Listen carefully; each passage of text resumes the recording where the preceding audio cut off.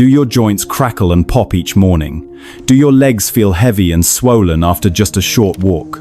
If you're tired of painkillers and expensive supplements that don't work, then this story is for you. Join us as we follow a doctor to a forgotten town where he rediscovers an ancient healing secret: simple foods that can rebuild joints and restore mobility. This is a story of hope and the power of healing that starts right in your own kitchen. If you're ready, don't forget to hit the like button and subscribe to join us on this incredible journey. The town of Port Blossom did not so much sit on the coast as it clung to it, a stubborn collection of weathered cedar and peeling paint against the constant assault of the Pacific mist. The air, thick with the scent of salt and damp pine, was a permanent chill in the lungs. It was a place that felt forgotten by the sun, where the grey of the sky bled into the grey of the sea, and the only vibrant colours were the deep greens of the moss on the rooftops and the angry orange of rust on the fishing boats. Into this timeless landscape, Dr. James Porter's modest sedan seemed an intrusion, its clean lines and quiet engine a stark contrast to the dented pickup trucks that lined the single main street. As he stepped out of the car, the damp air felt less like a refreshment and more like a heavy blanket. At 58, James felt older than his years. The exhaustion was not in his bones, but behind his eyes, a deep, settled weariness that came from seeing too much, too quickly, under the sterile glare of fluorescent lights. His new home was a small cottage perched on a bluff overlooking the harbour. It was simple, smelling of old wood and the faint memory of a fireplace long dormant. As he stood by the large window, watching the fishing boats bobbing like tired children in a bath, the memory he was running from flickered, sharp, and unwelcome. Not a full picture, but fragments.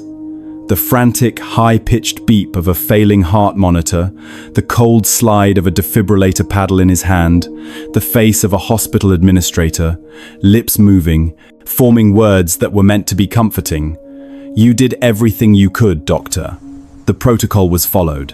The word echoed in the quiet cottage. Protocol. A neat, orderly word for a chaotic, heartbreaking failure. Protocol had not saved the young woman on his table.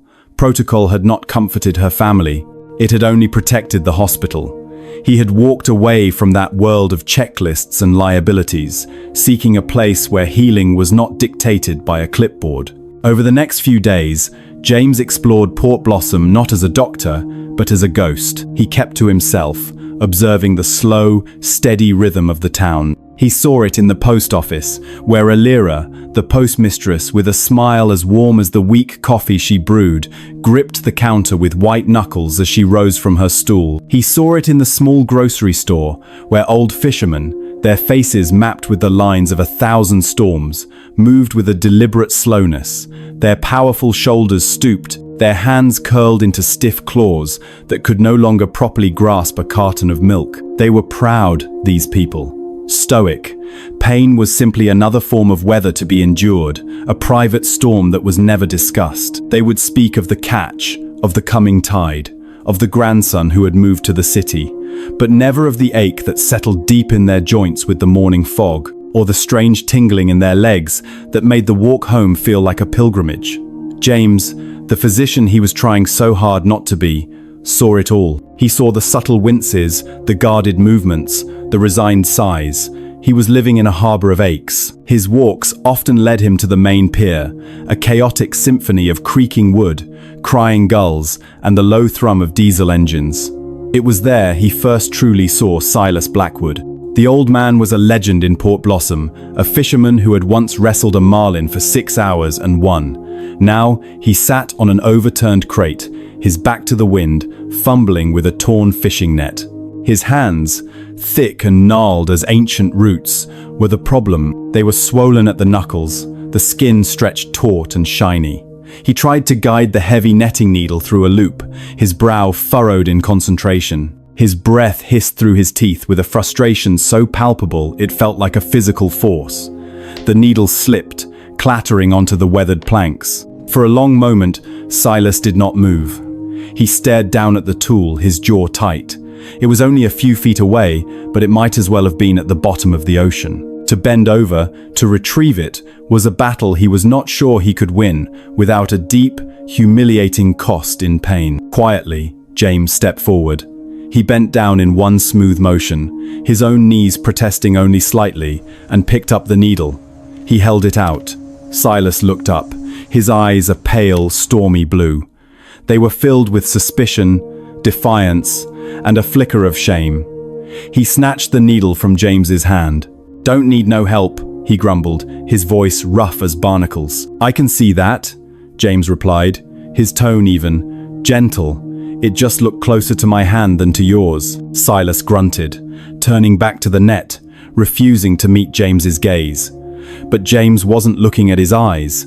He was looking at the old man's hands, at the visible inflammation. He saw the slight tremor, the telltale sign of cartilage worn thin and nerves screaming in protest. He saw the man's worn-out boots, and the way his ankles were puffed and swollen above them, a sign of poor circulation and a body struggling to hold itself together. James gave a slight nod and walked away, leaving the old fisherman to his solitary struggle. He did not see a stubborn old man on a pier. He saw a powerful spirit, a warrior of the sea, trapped inside a prison of his own connective tissue. And in the cold, misty air of Port Blossom, he felt the first, unwelcome stirrings of a purpose he thought he had left behind forever. To understand the town's suffering, James first had to understand its cures. He found them in two places. The first was the community clinic, a place of swift, impersonal efficiency. He watched the town's only doctor, Anya Sharma, an overworked physician who moved through her day like a whirlwind. She dispensed prescriptions for symptoms, not solutions, her consultations lasting mere minutes. To her, the chronic aches of the elderly were an unavoidable part of aging, best managed with a pill. The alternative was found at the general store. There, a charismatic salesman named Arthur Thorne preyed on the fears of the elderly. With a polished smile, he sold brightly labeled bottles of miracle supplements, promising to rebuild cartilage and end pain. It was a business built on false hope, and James watched as people spent their limited savings on his worthless powders. Seeing these two failing systems, James tried to gently suggest a nutritional approach to Dr. Sharma, mentioning the body's ability to heal itself. She cut him off, her voice sharp with stress. "I am the doctor here," she warned. "Do not interfere." James now saw the two flawed pillars of Port Blossom's health, a doctor too busy to look for root causes, and a predator profiting from that neglect. Both were failing the town, and he knew he could not walk away. Dr. Sharma's warning was a clinical wall of text, but the memory of Silas's pained eyes was a force of nature. James knew he could not stand by. If he was forbidden from being a doctor, then he would simply be a neighbor. And a neighbor, he reasoned, could bring soup. The next day, his small cottage filled with a rich, savory aroma. A large pot simmered on his stove, filled with roasted beef bones, herbs, and a splash of vinegar. For hours, he let it work its slow magic, transforming humble ingredients into a golden, nourishing broth. This felt more honest than any prescription he had ever written. As dusk settled, he carried a steaming jar of the liquid to the Blackwood house. Just as he reached the door, he heard a clatter from within, followed by a sharp, frustrated cry. He knocked gently. The door was opened by Silas's daughter, Maria, her face etched with worry.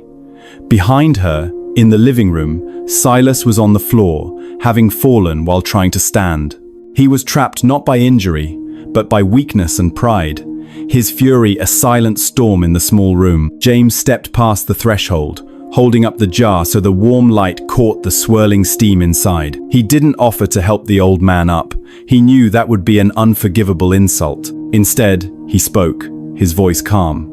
"My grandmother swore by this on cold nights," he said, placing the jar on a nearby table. She said, "It warms the bones." He didn't mention collagen, or medicine, or pain. He simply offered a gift, an old tradition wrapped in a story. Maria stared at the jar, then at James. In her father's moment of helplessness, this simple act of kindness was a lifeline. "Thank you," she whispered, her voice thick with unshed tears.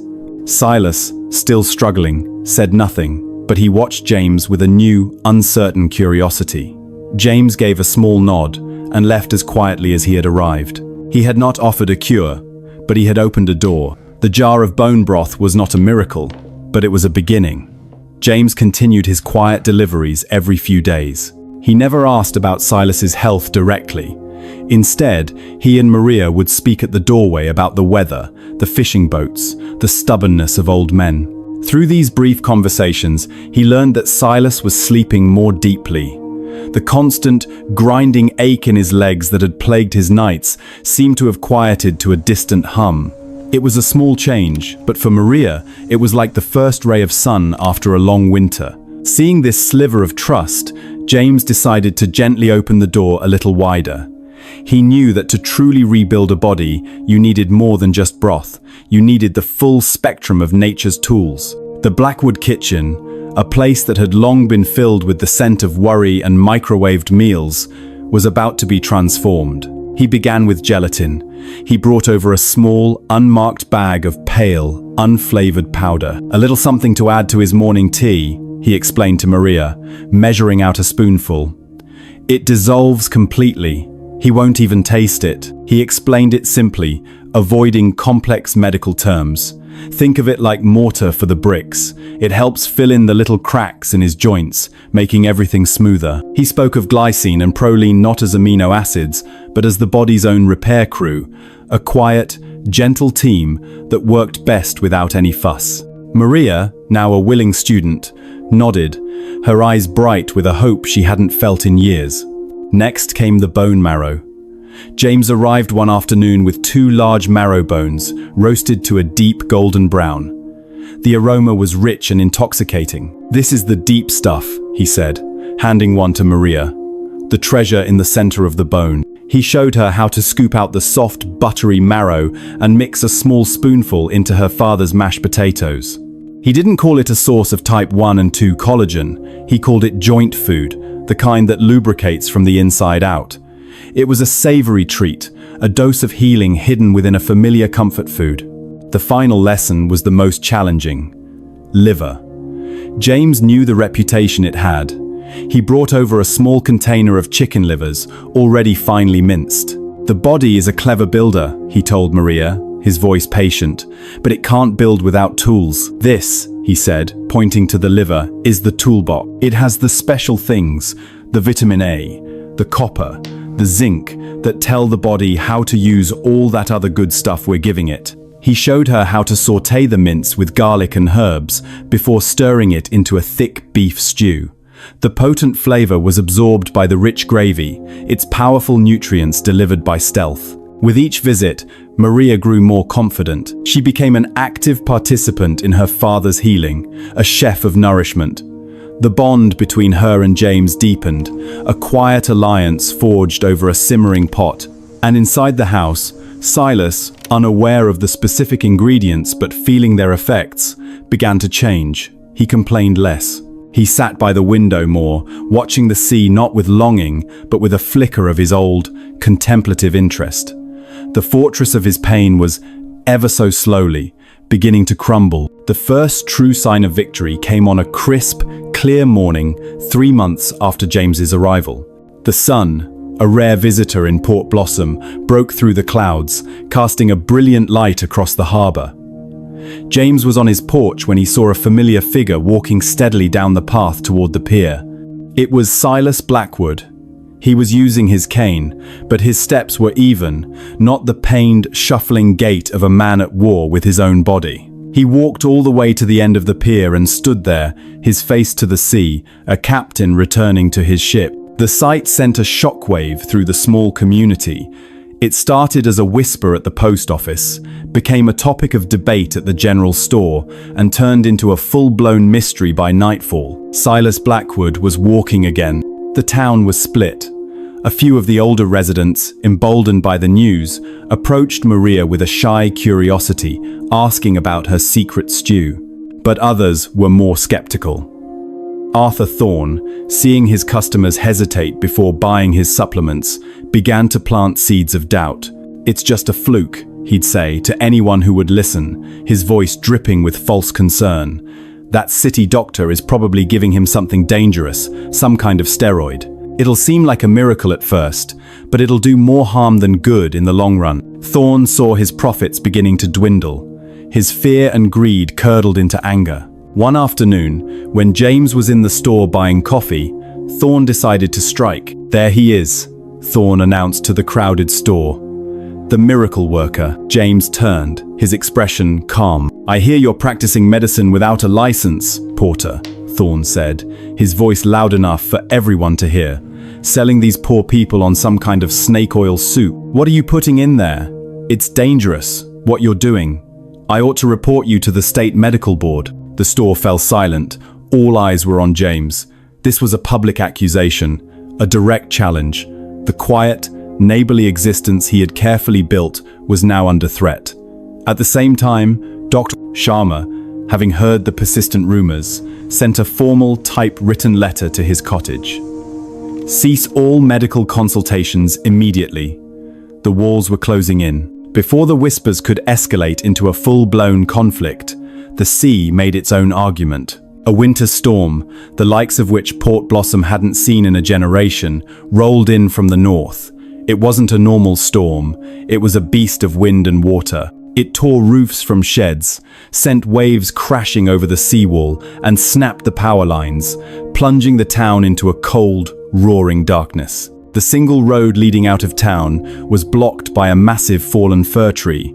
Port Blossom was utterly alone. The old community hall, where many of the town's most frail residents had gathered for safety, took a direct hit. A huge gust of wind peeled back a section of the roof, sending icy rain and debris into the main room. The town's emergency siren wailed, a lonely cry against the storm's fury. Dr. Sharma's clinic was instantly overwhelmed. The darkness was lit only by flashlights and emergency lanterns, creating a chaotic scene of moving shadows. She had patients with deep cuts from broken glass, a fisherman with a broken arm, and several elderly residents suffering from shock and hypothermia. Her modern supplies were limited and, in the darkness, difficult to access. Just as panic began to set in, the clinic door opened, and James Porter walked in, his coat dripping. He wasn't there as a rival or a critic. He was there as a physician. "Where do you need me?" he asked, his voice a calm anchor in the storm. "Doctor." Sharma looked at the line of injured people, at the fear in their eyes, and then at the quiet competence on James's face. She swallowed her pride. "Everywhere," she said. They worked side by side, a seamless team. While she expertly set the fisherman's arm and stitched a deep gash on a young woman's forehead, James triaged the other patients. He recognized the signs of severe hypothermia in an elderly woman, wrapping her in every blanket he could find. He calmed a panicked child. Then, he did something that changed everything. He turned to Maria, who had arrived as a volunteer. "We need broth," he said, his voice urgent. "As much as you can make, the biggest pots you have. We need to get warmth and nourishment into these people.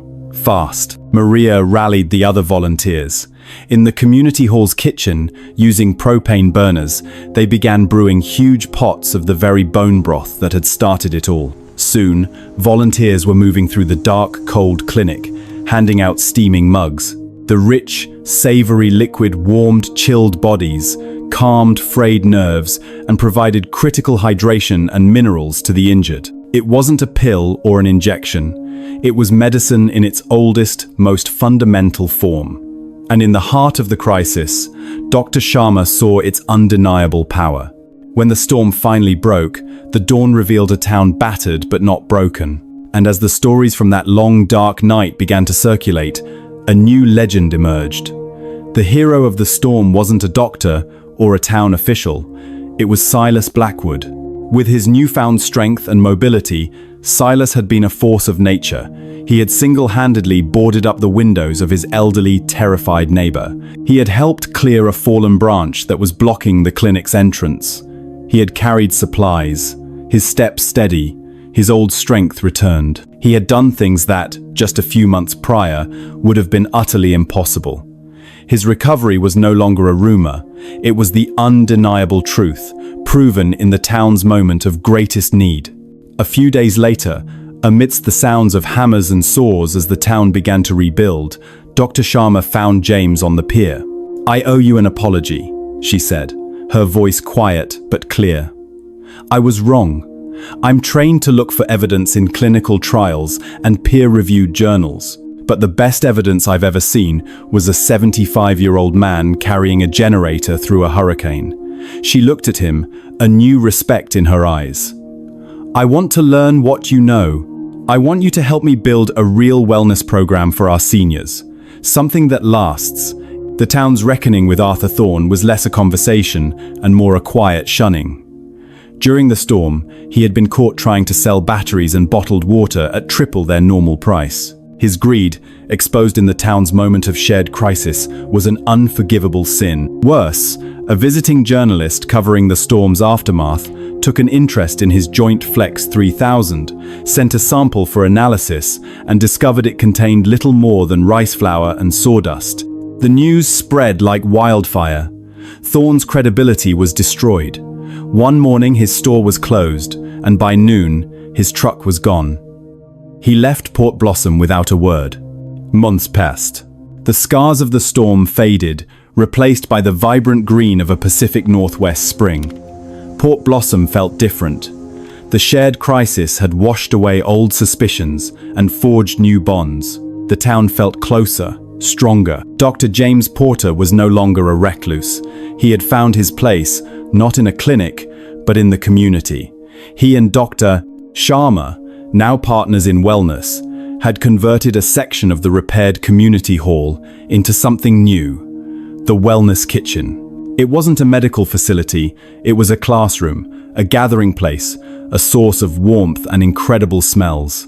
Once a week, James held a workshop. He taught the town's residents how to choose the right bones for broth, how to render fats, how to sneak liver into a meatloaf so expertly that even the pickiest husband wouldn't notice. He talked about food not in terms of calories or vitamins, but in terms of information, the messages of strength and repair we send to our bodies with every bite. The workshops were always full. Silas Blackwood was his most enthusiastic student, his booming voice often interrupting with, "Now listen to him, this part is important." The story ends here, on a bright afternoon. James is standing on his cottage porch, a mug of tea in his hand. He looks out at the harbour, where the sunlight dances on the calm water. The mist that had once seemed to shroud the town and his own heart had finally lifted. He was no longer running from his past. He had found a new purpose, not in fighting disease with scalpels and prescriptions, but in building health with soup pots and patience. He had come to this harbor of aches seeking only solitude, but in healing its residents, he had finally healed himself. Thank you for joining us on this journey to Port Blossom. We hope the story of Dr. Porter and Silas has left you feeling inspired. It's a reminder that sometimes the most profound healing doesn't come from a bottle, but from the heart of the kitchen and the kindness of a neighbor. If this story resonated with you, please let us know in the comments. We love hearing from you, and don't forget to like and subscribe for more stories that nourish the body and the soul. Until next time, be well.